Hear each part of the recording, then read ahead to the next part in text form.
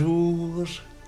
Je prends un moment pour vous partager ma réflexion du texte de Jean, chapitre 3, versets 14 à 21. J'ai retranscrit le texte de Jean sous cette page pour votre compréhension. D'abord, pour ceux qui ont vu plusieurs de mes clips vidéo, du fond du cœur, merci. Merci pour vos commentaires. Merci de me donner courage de continuer. Je fais ce que je peux, du mieux que je peux. C'est pour moi un grand défi de parler et suivre une logique dans ma tête et brancher mon cœur avec ce que je dis. C'est aussi un défi de parler de Dieu. J'ai reçu un petit message la semaine dernière en me disant « Wow! Quel bonheur pour mon âme! » Je ne suis pas un fondamentaliste, comme vous l'avez sûrement remarqué. Je prends un texte de la Bible en sachant que ce n'est pas écrit à la façon que l'on parle aujourd'hui et je cherche le message religieux. Pour moi, ce n'est pas des textes historiques. Je sais que Dieu a trouvé une façon assez originale de nous parler. Et c'est par les textes. N'hésite pas à partager mes clips vidéo pour faire réfléchir d'autres personnes. En lisant le texte de Jean, je me dois commencer en disant une phrase capitale pour Jean. Quand la lumière est venue dans le monde. Ainsi parle Jésus. Voilà ce qui est capital dans le texte. L'image de la lumière occupe une place de premier plan pour Jean. Jésus est purement et simplement identifié à la lumière. Quand la lumière est venue dans le monde, les hommes ont préféré les ténèbres à la lumière. Wow! Et ça commence comme ça. L'effet de la lumière, c'est d'éclairer. Mais quand la lumière est trop vive, elle aveugle. Quand au contraire, elle est trop faible, elle ne chasse pas l'obscurité. La nuit demeure. Alors, lorsque la lumière de Dieu a voulu se manifester à nous, hommes et femmes, elle a pris le chemin de l'incarnation, c'est-à-dire la route par laquelle la lumière est comme tamisée, c'est-à-dire ni trop vive, ni trop faible, mais adaptée à notre regard humain. Oh là là! Suivez-moi. Voilà ce qui est non discutable en tant que chrétien. Jésus est venu partager notre condition d'homme. Jésus a vécu parmi nous. Comment, aujourd'hui, sa lumière nous atteint-elle? Comment éclaire-t-elle nos existences? C'est une bonne question, n'est-ce pas? Je crois profondément que les paroles de Jésus sont une boussole. Elles donnent à nos vies une direction. Elles nous indiquent comment marcher sur la route de notre vie, jour après jour. Comme des phrases des Écritures. Nul ne peut servir deux maîtres, Dieu et l'argent. Ne te donne pas en spectacle. Que ton oui soit oui, que ton non soit non. Pardonnez 70 fois, 7 fois. Lavez les pieds de ses frères et sœurs. Commence par retirer la poutre qui est dans ton œil avant de retirer la paille qui est dans l'œil de ton frère. Tout homme qui a de la haine contre son frère est un meurtrier.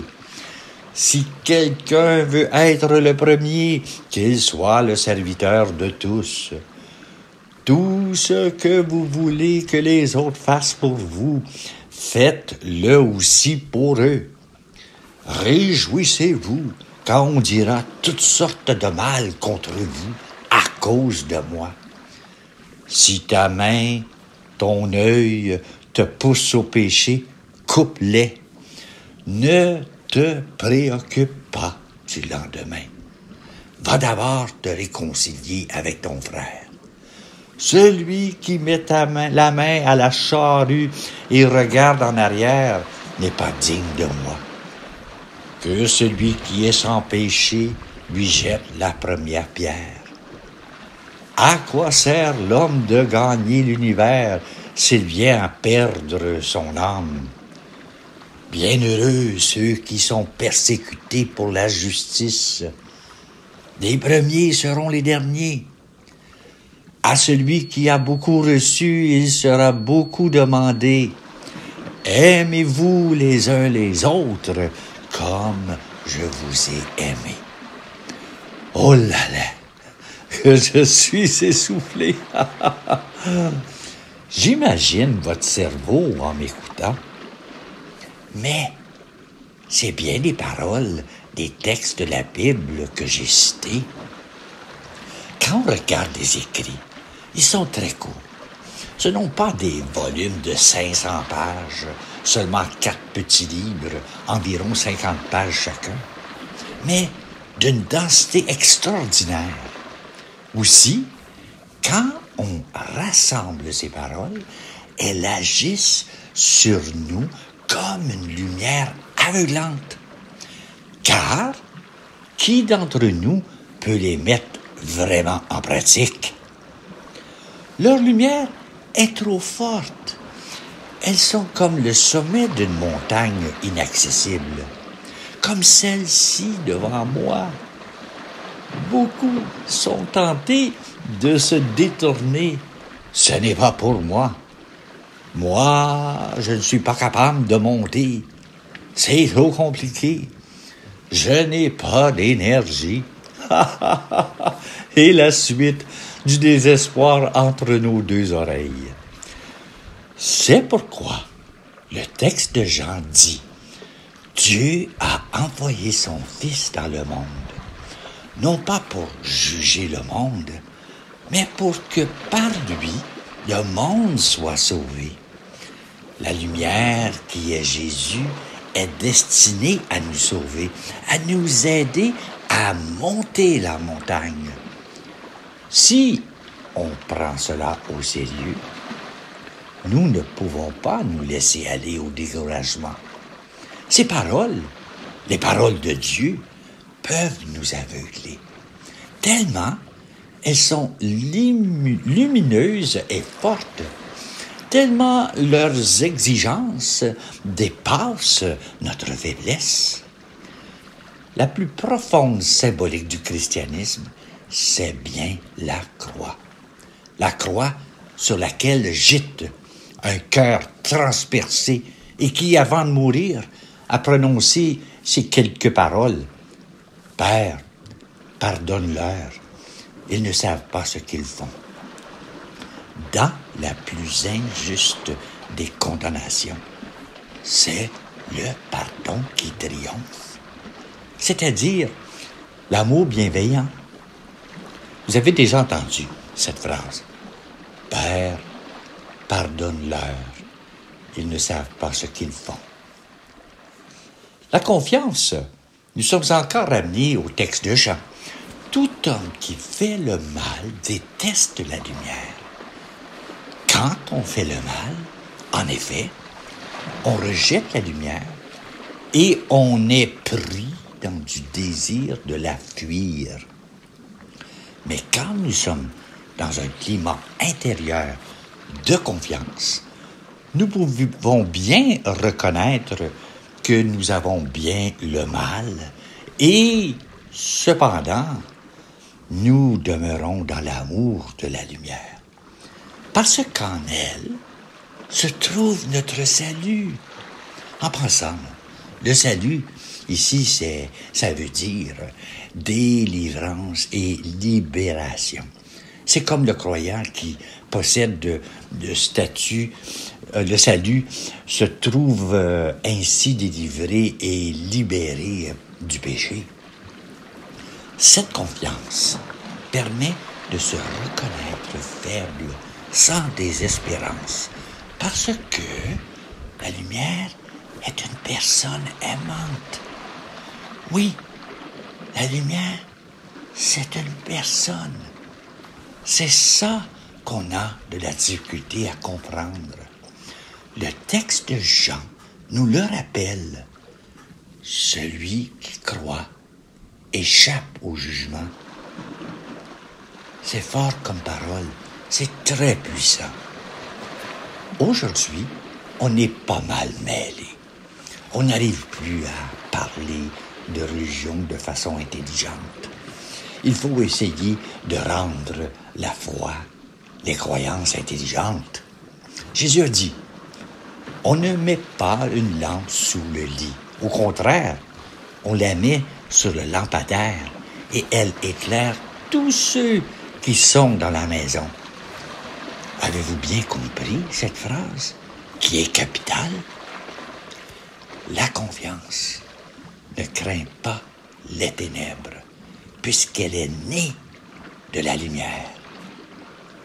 Quand la foi est bien enseignée, bien communiquée, par sa nature, elle porte nécessairement la trace indélébile de son origine.